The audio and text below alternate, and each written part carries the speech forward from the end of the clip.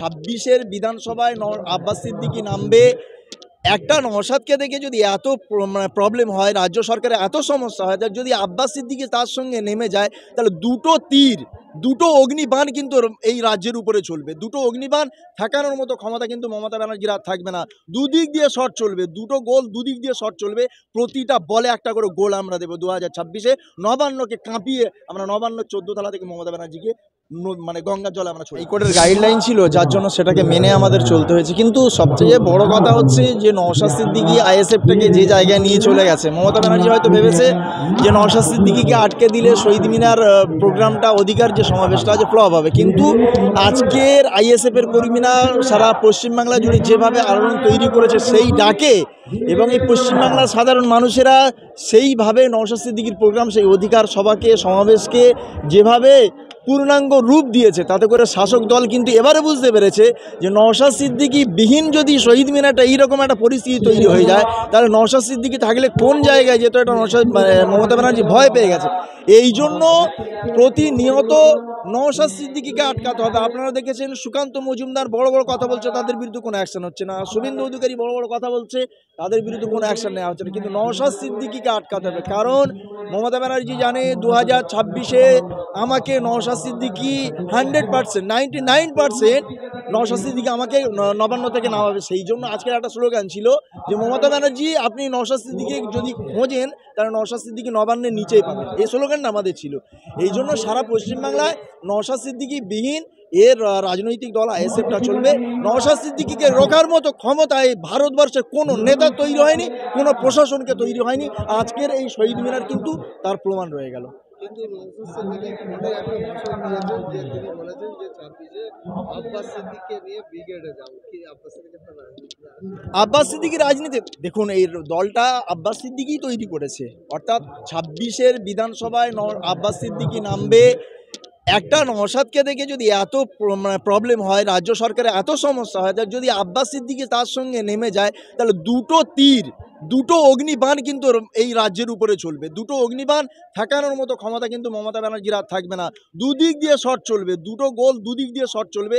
প্রতিটা বলে একটা করে গোল আমরা দেবো 2026-এ। নবান্নকে কাঁপিয়ে আমরা নবান্ন 14 তলা থেকে মমতা ব্যানার্জিকে গঙ্গার জলে আমরা ছড়ে ফেলবো। ফলস্বরূপ গতকাল আমরা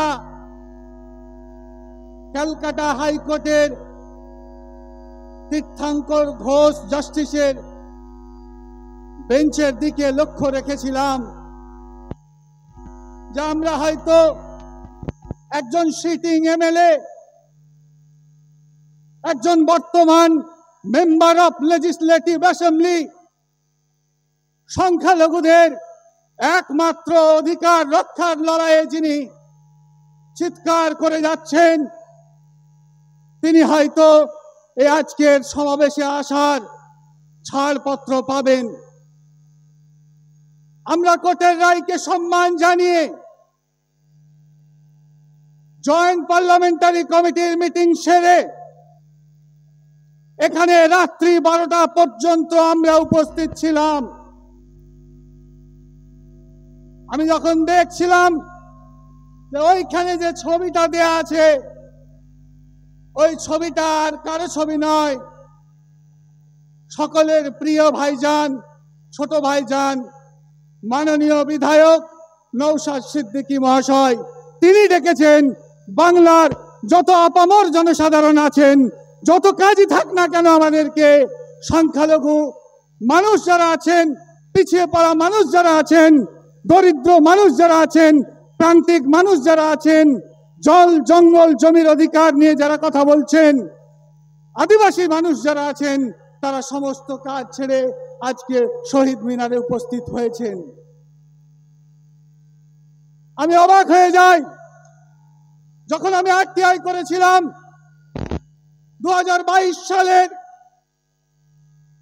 ফেব্রুয়ারি মাসের 22 তারিখে আমাকে উত্তরে বলা হয়েছিল যে সারা রাজ্যে 1,43,360 একর জমি ওয়াকফ সম্পত্তি হিসাবে পশ্চিমবঙ্গের এমএমই ডিপার্টমেন্টের অধীনস্থ ওয়াকফ বোর্ডে রেজিস্টার্ড আছে। আর তার মধ্য থেকে 25,287 একর জমি অর্থাৎ প্রায় 75,000 বিঘা ওয়াকফ সম্পত্তি এই ওয়াকফ বোর্ড এখনো পর্যন্ত সেই সম্পত্তিকে উদ্ধার করতে পারেনি।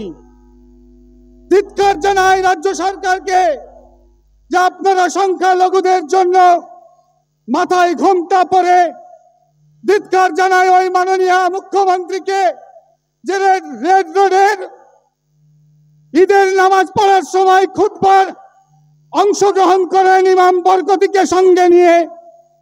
আপনাকে আজকে দীপ্ত কণ্ঠে বলে যেতে চাই, ইমামরা ভিক্ষা নিতে আসেনি। ইমামরা আজকের সভা থেকে শপথ নিচ্ছে যে ইমামরা অধিকার রক্ষার লড়াইয়ে আপনার কাছ থেকে ভিক্ষা 1,000 2,000 টাকা নেবে না।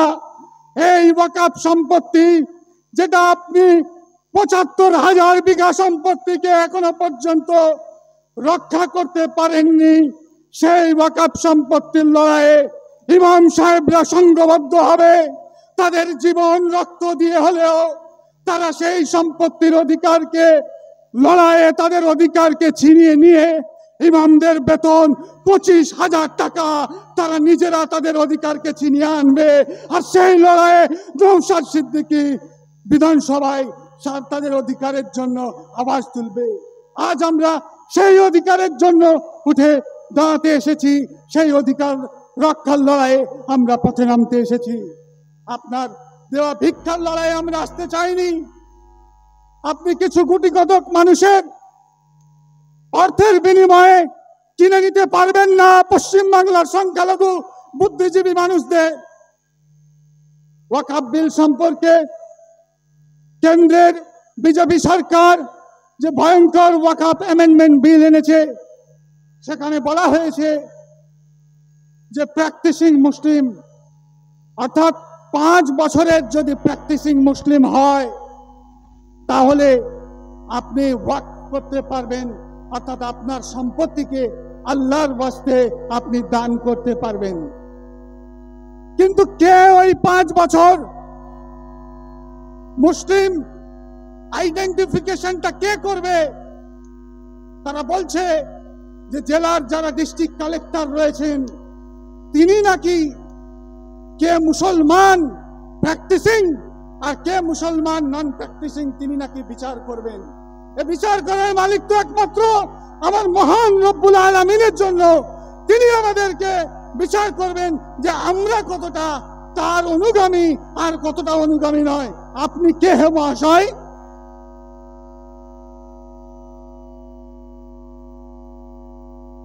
আরো বলে রাখি, ওয়াকফ সম্পত্তির এই ওয়াকফ অ্যামেন্ডমেন্ট বিলে ওয়াকফে আওলাদ